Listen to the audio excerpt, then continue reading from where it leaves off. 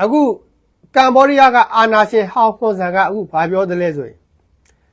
နေဆက်ကိုကာကွယ်ဖို့စစ်တပ်ကိုပတ်စံလှူကြပါတဲ့သူလဲလှူပါတယ်တဲ့တော်တော်မျက်နှာပြောင်တိုက်တဲ့ကောင်နော်နေဆက်ကိုကာကွယ်ဖို့တဲ့စစ်တပ်ကိုပတ်စံလှူကြပါတဲ့နော်ကမ္ဘောဒီးယားအတွက်ပေါင်းစည်းကြပါတဲ့နော်နေဆက်ဂိတ်တွေကိုကာကွယ်ကြပါတဲ့ပတ်စံကြီးလှူကြပါဆိုပြီးတော့သူက Facebook မှာစာတင်နေတဲ့ဗျခွန်ဆန်က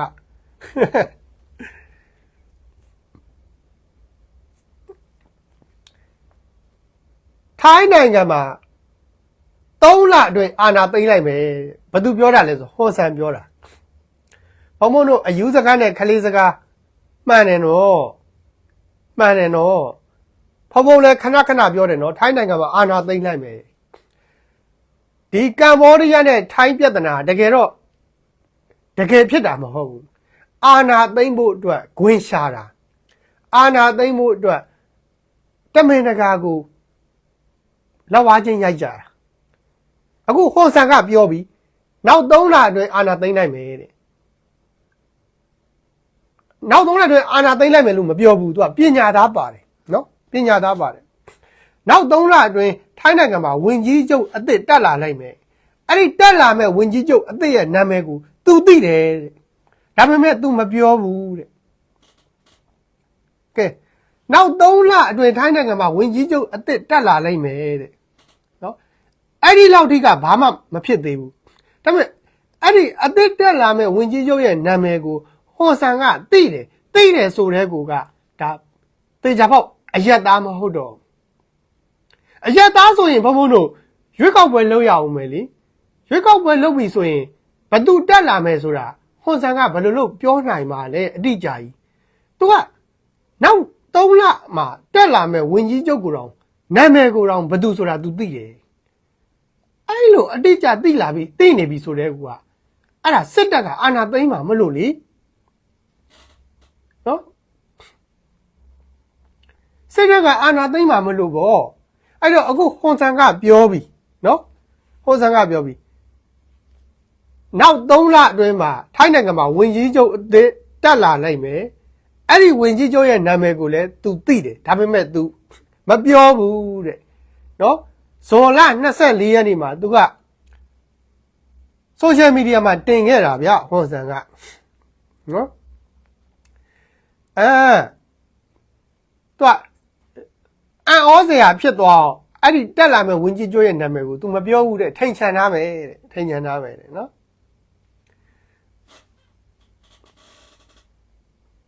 အဲ့တော့ထိုင်းနိုင်ငံမှာအခု3ပွင့်ဆိုင်တင်းမာနေကြပြီထိုင်းနိုင်ငံဝင်ကြီးချုပ်နဲ့အမျိုးသားရေးသမားတွေကတစ်ဖက်စစ်တပ်ကတစ်ဖက်နော်အခုတင်းမာနေကြပြီထိုင်းနိုင်ငံကအမျိုးသားရေးသမားတွေနဲ့စစ်တပ်နဲ့ဝင်ကြီးချုပ်ကိုဖြုတ်ချခြင်းနေကြပြီပြီးတော့အမျိုးသားရေးသမားတွေနဲ့စစ်တပ်ဘက်ကစစ်ဗိုလ်ချုပ်ဟောင်းတွေကပေထုံတန်းကိုယာတုကနှုတ်ထွက်ပေးဖို့တောင်းဆိုကြတယ်ဒါပေမဲ့ပေထုံတန်းကမနှုတ်ထွက်နိုင်ဘူးသူ့တက်တန်းကုန်တဲ့အထိကိုဝင်ကြီးချုပ်ယာတုကိုထမ်းဆောင်သွားမယ်ပေထုံတန်းကလည်းဂျစ်ကန်ကန်ပဲနော်ဒါကြောင့်ထိုင်းချင်းလည်းအခုတင်းမာနေကြသလိုထိုင်းနဲ့ကမ္ဘောဒီးယားကလည်းအမြင့်ဆုံးအခြေအနေထိကိုရောက်နေပြီသူပိတ်ကိုပိတ်အပြန်လှန်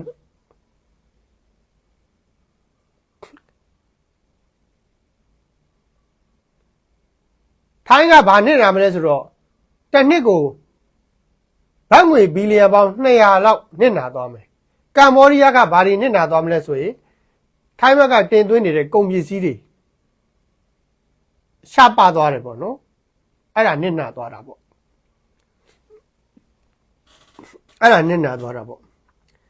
ဘုံနောက်တစ်ခုပြောပြမယ်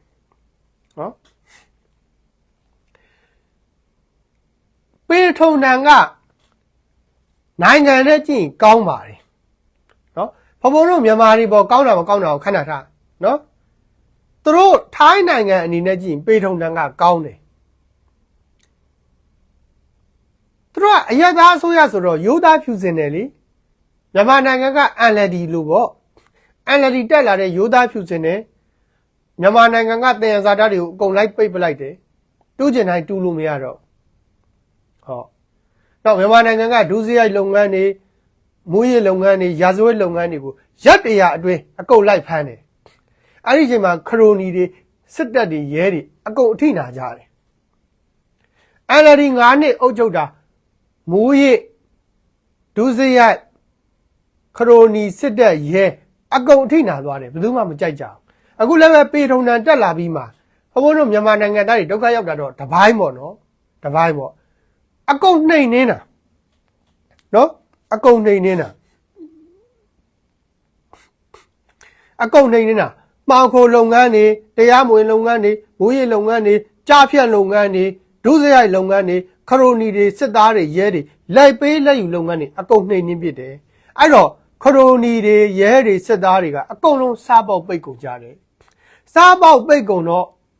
ပေထုံတန်ကိုမကြိုက်တော့ဘူး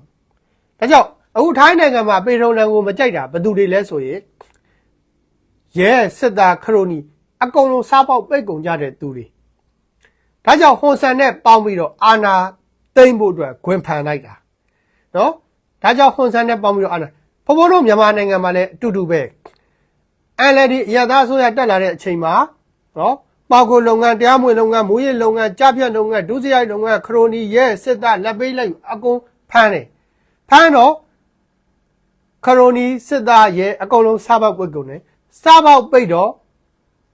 NLD ကိုအာဏာသိမ်းတယ်ဒါပဲနော် NLD ကိုအာဏာသိမ်းတာဘာကြောင့်လဲစားပေါက်ပိတ်လို့အာဏာသိမ်းတာအခုလည်းပဲပေထုံတန်ကိုမကြိုက်တာဘာလို့လဲစစ်သားရဲခရိုနီတွေမကြိုက်ဘူးပေထုံတန်ကတနိုင်ငံလုံးကိုဖမ်းဆီးနေတော့မကြိုက်ဘူးအဲ့တော့ပေထုံတန်ကိုလည်းအခုဖြုတ်ချဖို့အတွက်သူတို့လုပ်တယ်ပေါ့နော်အဲ့တော့မင်းတို့အယက်သားအစိုးရတွေကအရန်ရိုးသားလွန်းတယ်ဘလောက်တောင်ရိုးသားတယ်လဲဆိုရင်မင်းတို့ကပြည်သူတွေအတွက်ကြီးပဲကြည်တာအဲ့တော့မင်းတို့အဲ့လောက်ထိမရိုးသားနဲ့လीမင်းတို့အဲ့လောက်ထိအရိုးသားမှတော့ငါတို့စားပေါက်တွေပိတ်ကုန်ပြီပေါ့မင်းတို့အယက်သားတွေကနော်မင်းတို့အခွင့်အရေးမပေးလိုက်နဲ့အခွင့်အရေးလေးပေးလိုက်တာနဲ့အစိုးရလေးဖြစ်ဖို့မကြံနဲ့အစိုးရလေးဖြစ်လာပြီဆိုတာနဲ့မင်းတို့ခေါင်းတွေကပြည်သူတွေအတွက်တည်းအကုန်ကြည့်တာမင်းတို့ကအရန်ရိုးသားတာအဲ့တော့ငါတို့စားပေါက်ပိတ်ပြီလေခရိုနီတွေကစစ်တပ်နဲ့ရဲသားတွေကခရိုနီပိတ်စားပေါက်တွေပိတ်ကုန်ပြီလေမင်းတို့ကအရန်ရိုးသားတာကိုမင်းတို့ကအရန်ပြည်သူတွေအတွက်ကြည့်တာကိုမင်းတို့အဲ့လောက်ထိကြီးတော့မလုံးနဲ့လေဟောအရသာအစိုးရဆိုတော့အာဏာမရဘူးအာဏာမရဘူးဆိုတော့သူတို့ကဟုံတိုင်းဆိုပြည်သူတွေအတွက်ပဲကြည်တာ哦အခုလဲဒေါ်နယ်ထရန့်ကြီးကြည်ဟမ်ဒေါ်နယ်ထရန့်ကြီးတက်လာအကုန်ပိန်းတယ်အကုန်ပိတ်တယ်အကုန်သိမ်းတယ်လीကဲအခုအမေရိကန်မှာတိတ်မကြိုက်ကြတော့ဘူးဘသူတွေကမကြိုက်တယ်အဲ့ဒီအခွင့်အရေးသမားတွေကမကြိုက်တော့ဘူးကဲဒါကြောင့်ဒေါ်နယ်ထရန့်ကြီးအခုတက်လာတယ်အကုန်ပိတ်ပစ်တယ်အကုန်ပိတ်ပစ်တယ်ဘယ်သူတွေမကြိုက်ဘူးလေအခွင့်အရေးသမားတွေမကြိုက်တော့နော်ပြည်သူတွေကတော့ကြိုက်တယ်အခွင့်အရေးသမားတွေကတော့သူတို့စားပေါက်တွေပိတ်ကုန်တော့မကြိုက်တော့ဘူးလေ NLD လည်းဒီတိုင်းပဲပြည်သူကတော့ကြိုက်တယ်အခွင့်အရေးသမားတွေကမကြိုက်တော့ဘူးပေထုံတန်လည်းပဲဒီတိုင်းပဲထိုင်းနိုင်ငံမှာပြည်သူတွေကကြိုက်တယ်အခွင့်အရေးသမားတွေကမကြိုက်တော့ဘူးအဲ့တော့အာဏာသိမ်းတယ်အာဏာသိမ်းတယ်မင်းတို့အဲ့လောက်ထိရိုးသားမှတော့ငါတို့စားပေါက်ပိတ်ပြီပေါ့စားပေါက်ပိတ်တော့မင်းတို့အာဏာသိမ်းတယ်ပေါ့အခုလဲပေထုံတန်ကိုဒါအာဏာသိမ်းတော့မှာဟွန်ဆန်ကပြောလိုက်တယ်နောက်3လအတွင်းမှာကိုဝင်ကြီးချုပ်အစ်စ်တက်လာတယ်ပဲအဲ့ဒီဝင်ကြီးချုပ်ရဲ့နာမည်ကအစ तू သိတယ်ဘယ်သူတက်မလဲဆိုတာဒါပေမဲ့ तू မပြောဘူးတဲ့ तू မပြောဘူးတဲ့အဲ့တော့ဟွန်ဆန်ရဲ့ပြောစကားရဆိုနောက်3လမှာဒါအာဏာသိမ်းတော့မယ်ပေါ့နော်အာဏာသိမ်းတော့မယ်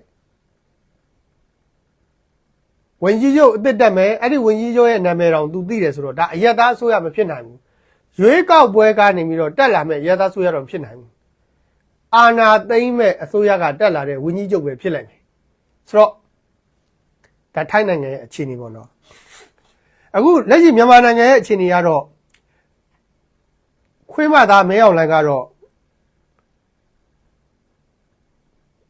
ဥရောပခရီးစဉ်ဆိုပြီးဘီလာတို့ကိုသွားပြီ။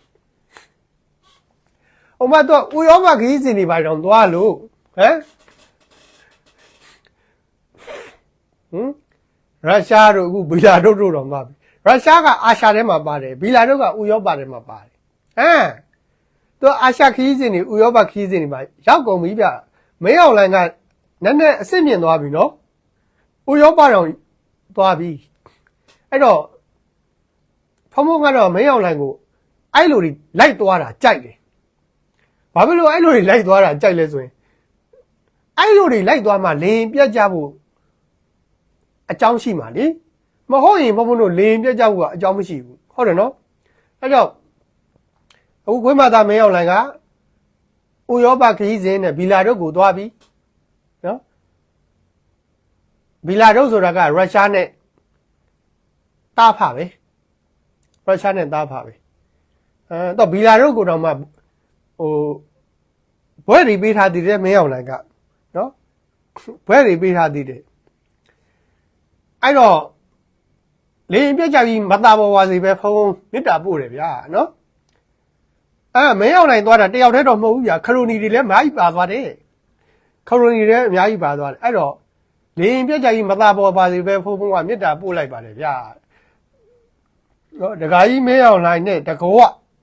နော်အားလုံးလင်းပြကြကြီးမသားပေါ်ပါစေလို့ဖုံဖုံကဆူတောင်းပြတာပို့တာရင်လည်းပဲဖုံဖုံရဲ့လိုက်ကိုဒီမှာတွေမဲ့အဆုံးသက်လိုက်ပါတယ်အားလုံးပြည်သူပြည်သားအပေါင်းတို့ကျမ်းမာချမ်းသာကြပါစေအသက်ရှင်နာခင်ကြပါစေ